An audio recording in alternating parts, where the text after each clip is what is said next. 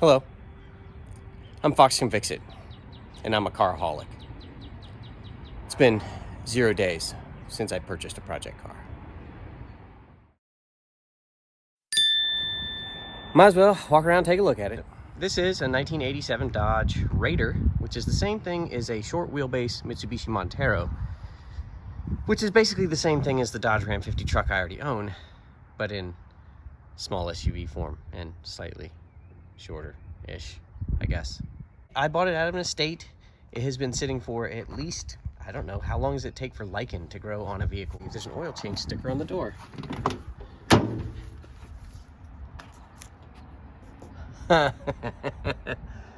if you believe the oil change sticker, this thing has not been on the road since 1990. I guess that is a distinct possibility. It could be up to 33 years, maybe. Although that would make it a 3-year-old car when it was suddenly not driving anymore, which would be ominous for repair purposes. It was covered with gross moss and growth and things. That's already been washed. I already vacuumed out the inside because it smelled terrible. And while it still smells terrible, it now does not look like it smells. I started looking at mechanical things on it, then realized I hadn't filmed a single bit of this truck, so I better stop and at least introduce it. The plan here is I believe I can get this thing running with the spare parts you see here at 0 cost to me. I happen to have an extra Weber carburetor. This thing was already converted to a Weber at some point in its life, then the carburetor removed. It's missing one plug wire, and I've got a full set of Honda wires and a couple other random wires I think will work. It's missing the upper radiator hose. I've got a universal hose that'll probably work for that. One of the spark plugs was broken, so I threw it out, but they're not that great to begin with. So I think I've got some replacements in here. If not, I'll clean them up. But they are NGK 9 something 9YCs, I think. It's this plug. Here's at least one extra, so I've got a full set there. This one's actually probably better than the ones that were in it. Nice. Hopefully I got more of that. Either way, put that right there. I'm going to drain whatever's in the tank with a combination of this old Purelator pump and my spare electric Honda Civic pump. What we have here is the same Mitsubishi 2.6 that I have in the Dodge Ram 50, so I'm somewhat familiar with it at this point. No carburetor, but it was converted to a Weber. Still mechanical fuel pump, which I don't know if that actually has enough to run the Weber. I may have to get a small electric pump for that, or it may use the Honda pump. The radiator has seen better days. There's what's left of a shop towel shoved in the top of it, so that's nice, and it's not bolted in at all. Water pump pulley and fan are removed, and I didn't know why until I tried to turn this thing over by hand. When I first looked at this thing, I'd actually found a large breaker bar with a socket that fit the crankshaft pulley nut, and I was worried that it might mean the engine's locked up, and it is. It would only move about 1/4 of a turn. So I filled all the cylinders up with my own special sauce that this time was a combination of leftover ATF, Marvel Mystery Oil, a can of WD-40, and a can of Deep Creep. Let that sit for a couple hours. Worked it back and forth here at the crankshaft, and I got it to break free. It'll spin by hand now. I did have a battery in it, hit the key, it spins freely and shoots a whole bunch of ATF out, so it should be okay. Other than that, it is fairly complete. It's had the computer removed, obviously, because it's been Weber swapped, so you don't need the ECM to run a feedback carburetor anymore. So that's gone. That's okay. We don't need that.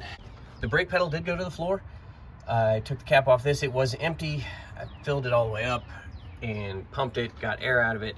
And right now the pressure's holding, so I don't know why it went dry, other than maybe it sat since 1990, possibly, according to the oil change sticker. I'd like to think it's more like 10 or 15 years, but that's just the optimist. I'm also missing a couple coolant plugs, as you can see right there. We're gonna have to take care of that one. It's just a brass plug, and we'll block that off for now. All right, so fairly complete underneath. Let's look inside. Nothing really wrong with the interior. Door cards look good, seats. Really, really nice. So maybe this thing was parked after 3 years, but it's got 130,000 miles on it. So if you could do that in 3 years, that's a lot. I can't do the math on that in my head, but 130 divided by 3, it's a lot. I guess they could have only driven it for a few years. Pedals don't look too worn. Carpet's in good shape.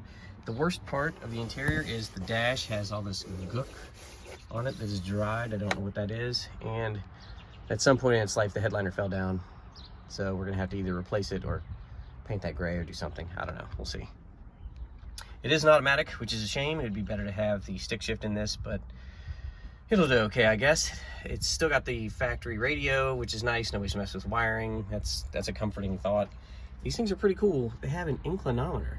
Not that I ever want to be to a point where I need to look at the inclinometer and see how far it is before I tip over, but it does have that neat little feature in these. It's a 4-seater. It's just lap belts in the back because this is 1987 and safety was not a concern of anybody. And here's the only rust hole I found. It's about baseball size right there on top of the fender, so we should be able to patch that pretty easily. And until then, just keep the carpet right there. That's a neat little hatch in the back. I wonder what's in here. Oh, bottle jack. Looks like it has been used though, so not surprising, I guess. It's a used car. Things get used.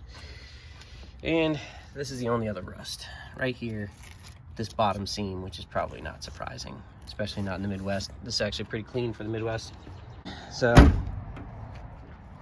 this is the newest project that I didn't need but now own, a 1987 Dodge Raider. And the plan is to get this going for $0, make sure it runs and drives okay, and then take care of maintenance things like brakes and tires, which are definitely not going to be on the road at all, ever. So stay tuned to the channel. Next episode or two will probably be the plan of getting this thing running and possibly driving. We'll see what happens. And we'll go from there. So thanks for watching, everybody. This is a new project, and if anybody's got a name for it, put that in the comments and let me know, and we'll try to pick one for it. So thanks for watching, everybody. Don't forget to like, share, and subscribe, and I'll see you next time.